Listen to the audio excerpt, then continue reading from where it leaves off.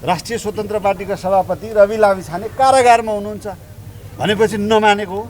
नमान्न मिल्छ र हाम्रो देशमा अदालतको नमान्न नमिलेर पो मानिरहेको छौँ त। त्यो त अब नमान्न मिल्छ नि। त्यही अड्डासारको विषयमा जुन अदालतले नै गर्यो, खै त सरकारले अड्डासार गरेको? अदालत सरकारले त नमान्दा हुँदो रहेछ त। अदालतले त स्वीकृति दिएछ त अड्डासारको। तपाईँहरूले नै रूपन्देहीमा निर्वाचन हुँदैछ, त्यही राखियो भने अलिकति तपाईँहरूको सेन्टिमेन्ट अझै राम्रो इमोसनल हिसाबले उपनिर्वाचनमा तपाईँहरूको नतिजा राम्रो हुन्छ भन्ने पनि कुरा आइराखेको छ। होइन हामीले आएको छैन, अब चाहिँ राख्दै हुन्थ्यो। अब चाहिँ राख्दै हुन्थ्यो। अब हामी भनेपछि अब तपाईँहरू अड्डासारको पक्षमा पर्दैन नि। हामीलाई किन पर्यो? हामीलाई आवश्यक परे बेला अड्डासार नहुने, जसलाई आवश्यक पर्यो त्यसलाई अड्डासार हुने त। भनेपछि साँच्चै तपाईँहरूलाई लाग्छ रवि लामिछाने रूपन्देहीमा हुनाले चाहिँ उपनिर्वाचनमा प्रभाव पार्छ भने? अभियसली पर्छ नि। यति यो त सामान्य प्रश्न भइगयो नि। अभियसली पर्छ नि।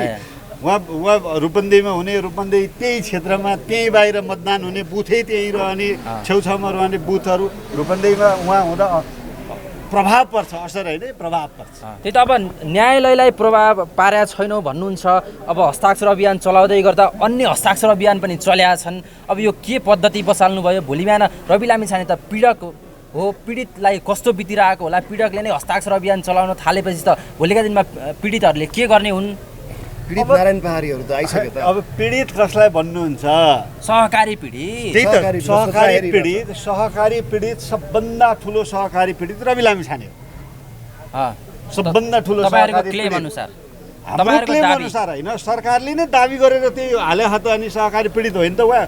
उपनिर्वाचनको यो सङ्घारमा रवि लामिछाने बिरामी भएर गले, अब उठ्नै सक्दैनन् भन्ने किसिमको एउटा जुन प्रकाशन भयो, प्रचारबाजी भयो। अब के हो यो? यसको यो तपाईँबाट तथ्य बुझौँ त। होइन, रवि लामिछानेका बारेमा धेरै ह्युमरहरू चल्छन्। अब मेरो आग्रह पूर्वाग्रह होइन, हामी जस्तै मान्छेहरूबाटै चल्छन्। हामी जस्तै भनेको आज सञ्चार माध्यम भनेर दाबी गर्नेहरू मार्फत, तथाकथितहरू मार्फतै चल्छन्।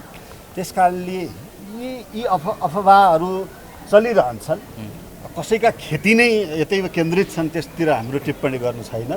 सम्भवतः उहाँ कारागार पुग्दा जति केजी हुनुहुन्थ्यो अहिले पनि त्यति नै केजी हुनुहुन्छ। राख्न चाहिँ बन्द गर्नु पऱ्यो। प्रमोद सरलाई सुरु गरौँ है। अन्तिमचोटिलाई यो कसको हो? जसको भयो नि यो अन्तिमचोटिलाई साह्रै नराम्रो देखि। वैकल्पिक व्यवस्था आफ्नो गर्नु होला अर्कोचोटिदेखि। यो भन्नुभएको गर्मीबाट आएर उहाँ घामबाट आउनु तपाईँहरूलाई सजिलो हुन्छ, हामीलाई गाह्रो हुन्छ। अब यो यतिका ठेली देख्नु भएको छ भर्खर तपाईँ आउनुभन्दा थोरै 5 मिनट अगाडि बुझ्नु भएको कार्यवाहक सभापतिले झन्डै दिनका हिसाबले त 1 महिना कटिसक्यो।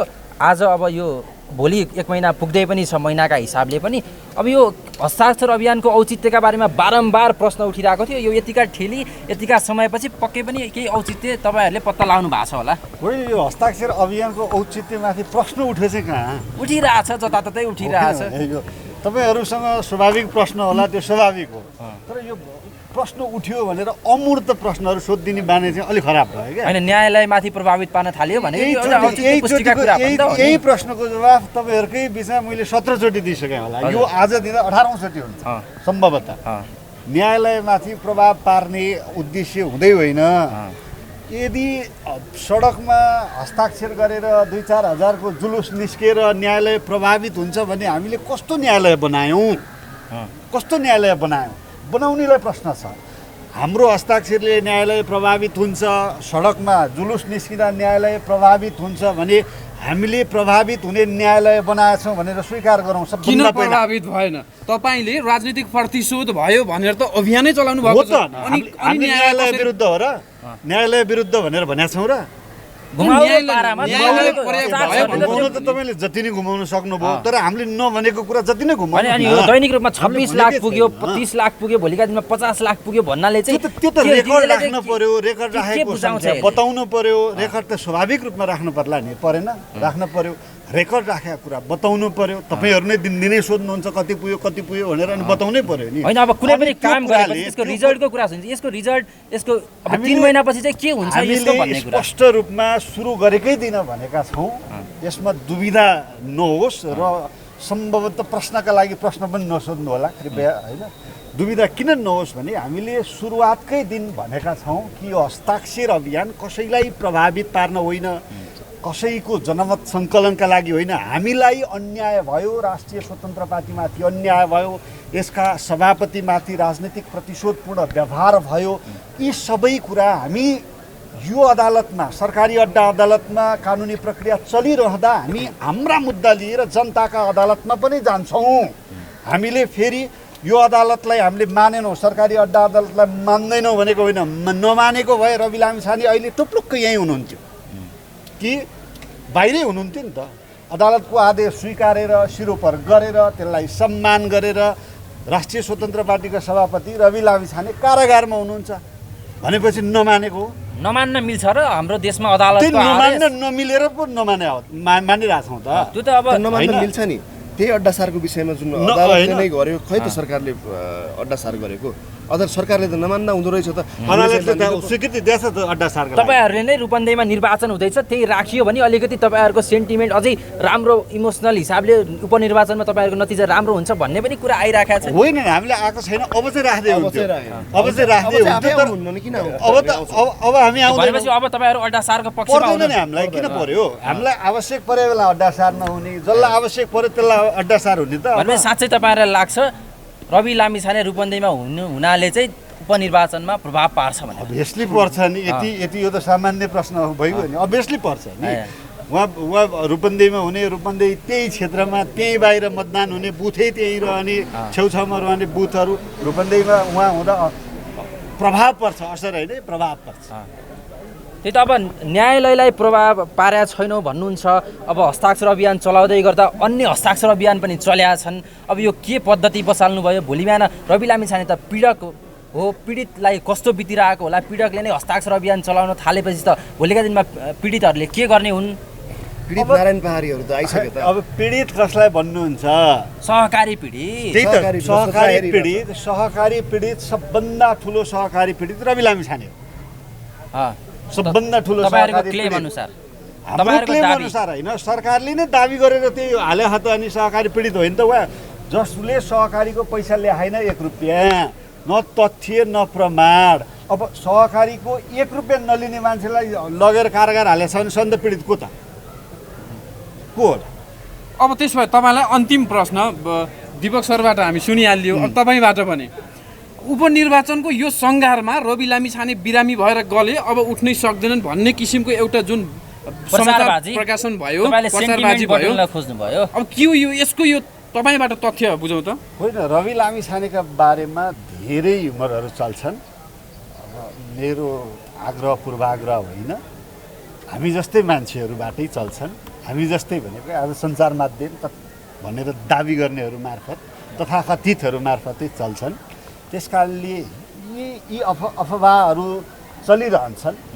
कसैका खेती नै यतै केन्द्रित छन्, त्यसतिर हाम्रो टिप्पणी गर्नु छैन। जब यो अफवाह चले तब उहाँकै स्वकीय सचिवले स्पष्ट रूपमा उहाँ पूर्ण रूपमा स्वस्थ हुनुहुन्छ भनेर सार्वजनिक गरिसक्नु भएको छ सामाजिक सञ्जाल मार्फत होइन। उहाँ पूर्ण रूपमा स्वस्थ हुनुहुन्छ। सम्भवतः उहाँ कारागार पुग्दा जति केजी हुनुहुन्थ्यो अहिले पनि त्यति नै केजी हुनुहुन्छ। 1 केजी पनि घट्नु भएको छैन होला सायद। यो रूपन्देहीको उम्मेदवारको विषयमा के छ? विभिन्न व्यक्तिहरूको नाम चर्चामा छ, यो आधिकारिकता चाहिँ अहिलेसम्म बाहिर आएको छैन, के छ?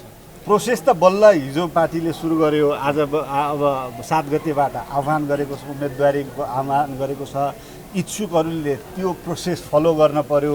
त्यो प्रोसेस केही लामै छ दिनका हिसाबले भनेपछि तपाईँहरूलाई लाग्छ उम्मेदवारको बारेमा केही गरेन भनिदिइहाले हुन्थ्यो भन्ने त्यो प्रोसेस नै चलिरहेका कारणले अब को नोमिनेसन गर्न आउनुहुन्छ, को प्रारम्भिक चुनाव लड्न आउनुहुन्छ पार्टीको, त्यसपछि को चाहिँ बिचमा आएर फिर्ता तर गोप्य रूपमा सागर ढकालको नाम चाहिँ उच्च स्थानमा छ है। होइन, चुनावै लडाउने हो भने त किन गोप्य नि? सार्वजनिक हुन्छ होइन चुनाव? सार्वजनिक त तपाईँले गर्नु भएकै छैन। चुनाव त सार्वजनिक रूपमा हालसम्म त गोप्य चलेको छ नि। त्यही त सार्वजनिक रूपमा चुनाव हुन्छ भने उम्मेदवार त सार्वजनिक रूपमा अगाडि आउँछ नि। राष्ट्रिय स्वतन्त्र पार्टीको नि उम्मेदवार सार्वजनिक रूपमा आउँछ नि।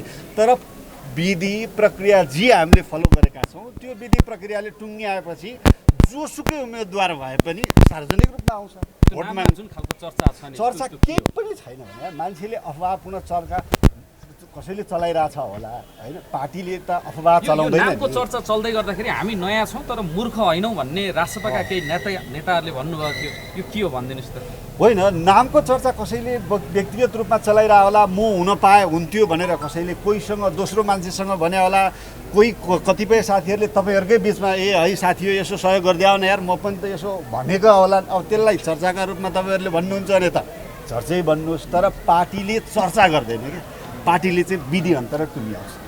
पार्टीले त किन चर्चा गरिरहन्छ र, किन प्रतिस्पर्धा गर्नु छ र, अरू एकअर्कालाई भेडाउनु छ र पार्टीले चर्चा गरेर उचालेर, त्यो त गर्दैन नि पार्टीले त। पार्टीले त चर्चा होइन टुङ्ग्याउँछ क्या, उम्मेदवार टुङ्ग्याउँछ, विधि प्रक्रिया फलो गर्छ, त्यो अनुसार उम्मेदवार टुङ्ग्याउँछ। सार्वजनिक रूपमा तपाईँहरूले नै पहिला थाहा पाउनुहुन्छ त।